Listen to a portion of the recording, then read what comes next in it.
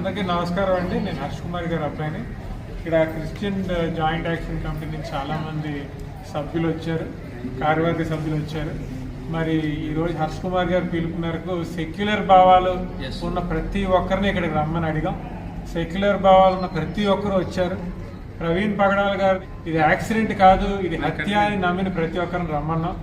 వందలాదిగా, వేలాదిగా, లక్షలాదిగా ప్రజలు వచ్చారు. ఇప్పటికి 3 గంటలు అయింది, 10 వేలగా వచ్చారు. ఇంకా మొత్తం 4th బ్రిడ్జ్ అంతా కూడా బ్లాక్ అయ్యే పరిస్థితి ఉంది. మేము ప్రభుత్వాన్ని, పోలీసుని మేము ఒకటే అడుగుతున్నాం, మీరు మీ పని చేస్తే మేము హ్యాపీగా మా పని మేము చేసుకుంటాం. మీరు మీ పని నిజాయితీగా చేస్తున్నారని ప్రజలకు అనిపిస్తే, మీరు దోషుల్ని పట్టుకుంటారని నమ్మకం మాకు కలిగిస్తే ఖచ్చితంగా ఎవరి పని ఆడు చేసుకుంటారు. కానీ ప్రభుత్వం బ్యాడ్ అయిపోతుంది ఈ హత్య వల్ల అని మీరు ఆలోచించి ప్రవీణ్ గారి క్యారెక్టర్ని పాడు చేయడానికి ప్రయత్నం చేస్తారు.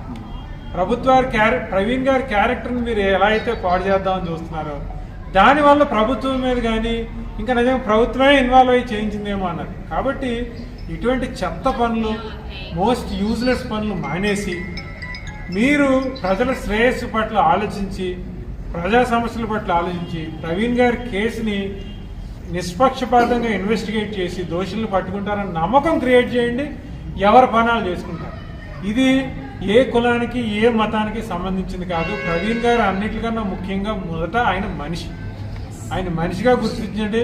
ఒక మనిషి చచ్చిపోతే సాటి మనిషిగా అన్యాయం జరిగిందని సెక్యులర్ భావాలు ఉన్న ప్రతి ఒక్కరూ ఇక్కడ వచ్చారు, క్యాండిల్ వెలిగించారు, ఆయన మర్డర్ని ఖండించారు. హర్ష్ కుమార్ గారిని మీరు అరెస్ట్ చేస్తే ఇది ఆగిపోద్దేమో అనుకుంటున్నాను. ఇక్కడ భావజాలం ఇంపార్టెంట్, మనిషి కాదు. హర్ష్ కుమార్ గారిని అరెస్ట్ చేస్తే హర్ష్ కుమార్ గారి భావజాలం ఉన్న వేలాది, లక్షలాది మంది తోసుకుని వెళ్ళి అక్కడ క్యాండిల్ వెలిగించారు. కాబట్టి ఏ ఉద్యమాన్నన్నా అణగదొక్కుదామని ప్రభుత్వాలు చూస్తే అది ఉవ్వెత్తులు లెగుస్తుంది, 100 రెట్లు దాని ఇంపాక్ట్ ఉంటుంది. కాబట్టి ప్రభుత్వాలు ఇప్పటికన్నా ఆలోచించండి. నిష్పక్షపాతంగా దోషుల్ని పట్టుకుంటామన్న భావన మీరు ప్రజల్లో కల్పిస్తే ఏ ప్రాబ్లం ఉండదు. Thank you. నేను హర్ష్ కుమార్ గారు రెండో కుమారుడు. అయిపోయింది సార్, ఎమ్మెల్సీగా